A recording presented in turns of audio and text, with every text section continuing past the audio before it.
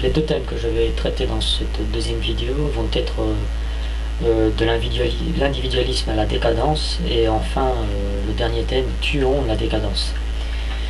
Une jeunesse individualiste, c'est un avenir catastrophique pour le pays dans lequel elle se trouve. Le libéralisme et le capitalisme, voulant briser tous les tabous et rendre un maximum de choses accessibles à la jeunesse, finit par détruire l'avenir de celle-ci. Je m'explique. La jeunesse est plongée dans son propre univers vidéoludique à tel point que la réalité ne lui fait plus peur. Depuis 40 ans, elle s'abrutit de plus en plus. Avant, un jeune de 18 ans savait lire, écrire et calculer sans problème. Je parle de ceux qui sortaient du lycée.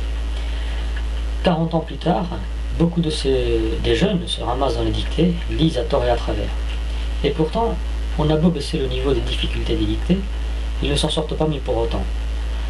C'est la faute à deux systèmes antagonistes. L'un, capitaliste, qui transmet aux jeunes des informations de bas niveau. Des informations simples à comprendre, des films au scénario très simple, des revues de presse et people, où il suffit de regarder des images pour tout comprendre. Et l'autre système, un système d'éducation qui tente de relever la barre, mais voyant le niveau affolant des jeunes lors d'un devoir surveillé, est obligé de donner des devoirs de plus en plus simples. L'éducation nationale a beau essayer de sauver les élèves les plus abrutis en les faisant passer de classe malgré leur niveau scolaire, ridicule, elle ne fait que leur donner l'impression que même si on est con et inculte, on peut obtenir un bac, un CAP et qui sait, une licence ou un master. L'éducation nationale influence la jeunesse à un laisser-aller avec des professeurs sous influence de la pensée gauchiste. Qu'est devenu le bac de nos jours? Un simple diplôme qui donne accès à l'université. Peu d'entreprises embauchent sur un simple bac, et elles ont raison, car le niveau d'un jeune de 18 ans aujourd'hui est loin, très loin d'égaler celui d'un jeune de 18 ans d'il y a 40-45 ans. Au bac, on fait tout pour repêcher ceux qui le ratent, non pas pour leur donner une chance, mais pour faire du chiffre, et afin que le lycée donne l'illusion d'avoir un taux de réussite élevé au bac. On organise donc des rattrapages, on distribue des points à ceux qui ont été les plus sérieux et les moins absents toute l'année. C'est là la preuve qu'il y a tout de même une toute petite partie des élèves qui sont sérieux et qui se démarquent d'une majorité qui fait honte à leur famille et à la nation. Ce n'est pas parce que les emplois du temps en France sont les plus élevés au lycée que l'on produira des élèves plus intelligents. Car si en dehors des cours, les jeunes passent leur temps sur l'ordinateur, à exposer leur vie privée pour avoir des commentaires, à jouer aux jeux vidéo dont une majorité de ces jeux ne sont pas instructifs, ou à faire des quiz sur Facebook afin de savoir quelle série télévisée ils vont devenir, ou à quel âge ils vont mourir, et un tas d'autres quiz inutiles. Si les élèves s'adonnent à ce genre de loisirs, alors là, ils n'iront vraiment pas loin du tout. La jeunesse est totalement absorbée par ce monde vidéoludique. Elle prétend utiliser ce loisir après les cours pour décompresser après une journée de cours. Or, à part les élèves sérieux, que font les autres à l'école? Peuvent-ils justifier leur envie leur envie de faire des loisirs après les cours simplement en disant que leur journée était trop difficile? Ils ne peuvent pas. Parce que la réalité de ces jeunes-là, elle est totalement différente.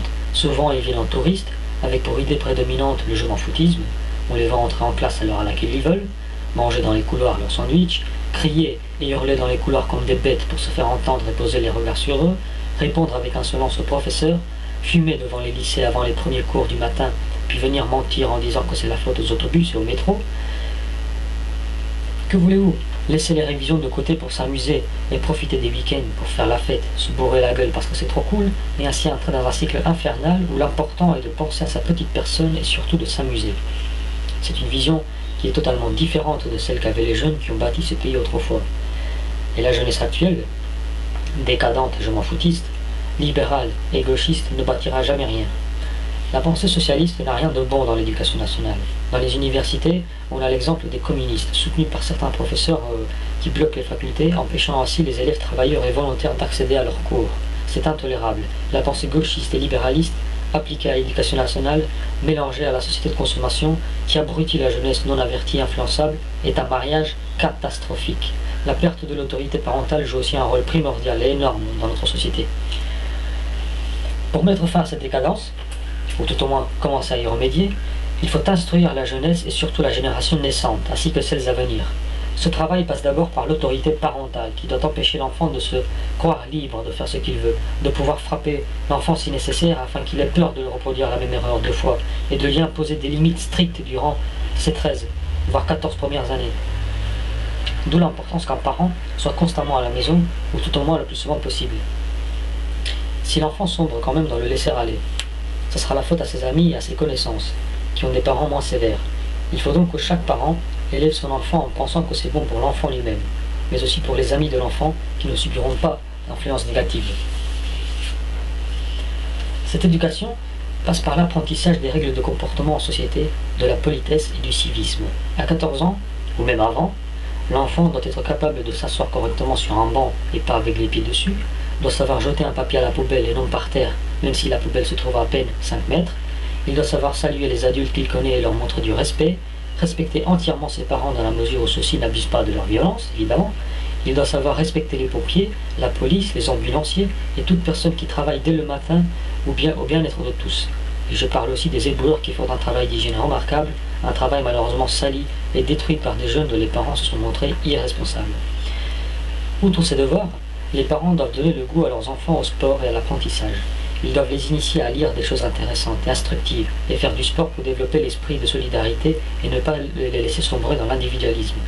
Pas besoin que les parents soient professeurs pour que les enfants aient un bon niveau scolaire.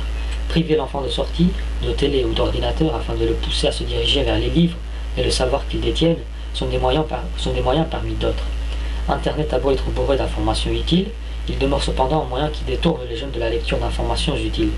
Les jeunes doivent petit à petit devenir conscients que le fait de savoir que les stars s'habillent chez tel couturier ou gagnent autant d'argent est beaucoup moins important que de savoir qu'Angelina Jolie se fait tailler des robes par un pauvre Italien de Naples, payé 600 € et qui est écrasé par la mafia italienne. C'est des couturiers italiens travaillant au noir avec des immigrés chinois qui produisent les vêtements des vedettes. Eux gagnent une misère alors que le fruit de leur travail est acheté des millions de dollars aux États-Unis. Évidemment, ils n'en touchent rien du tout. Si vous ne saviez pas cela, c'est que vous n'ouvrez pas un livre intéressant comme Gomorrah, ni n'allumez la télé pour regarder une émission instructive comme On n'est pas couché.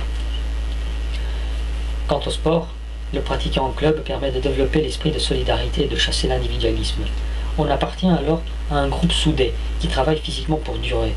C'est le cas contraire d'un groupe de rappeurs ou de n'importe quelle personne qui sont dans un groupe de musiciens ou de chanteurs, où là, il n'y a pas vraiment de travail, il n'y a pas vraiment d'effort physique et intellectuel. On est là simplement pour partager ses goûts et ses loisirs. Tandis que dans le sport, comme dans les équipes de handball par exemple, de basket ou de football,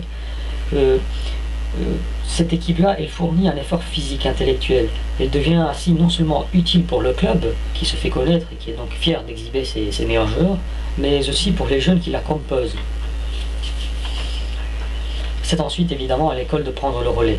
Il doit approfondir les connaissances que le jeune est censé chercher à la maison par curiosité, par envie d'apprendre. Cette curiosité évidemment donnée par les parents. Les professeurs d'histoire-géographie doivent s'empêcher, mais alors là vraiment s'empêcher d'exposer leurs idées politiques lorsqu'ils sont dans un cours sur la Ve République par exemple. Leur rôle est d'analyser objectivement une période. Leurs avis dessus n'intéressent personne et les élèves se doivent de dénoncer ce genre de professeurs. Face aux jeunes encore sous l'influence du je m'en foutisme, l'administration comme les professeurs doivent se montrer impitoyables. Interdiction d'entrer en cours si l'on est en retard, renvoi définitif pour les élèves insolents à plusieurs reprises, exclusion pour ceux qui ne respectent pas certains points moins graves du règlement intérieur, et surtout ne pas laisser passer de classe les élèves ayant moins de 11 de moyenne, et non pas 10. Avec tous les points bonus qu'accordent les professeurs, la moyenne est facilement atteignable. Or, le passage dans une classe supérieure doit être une épreuve pour l'élève qui est noté sur l'assiduité, les notes en classe et son comportement général. Si l'un de ces 3 critères s'avère être négatif, lors du conseil de classe, il faut se montrer impitoyable et faire redoubler l'élève en question.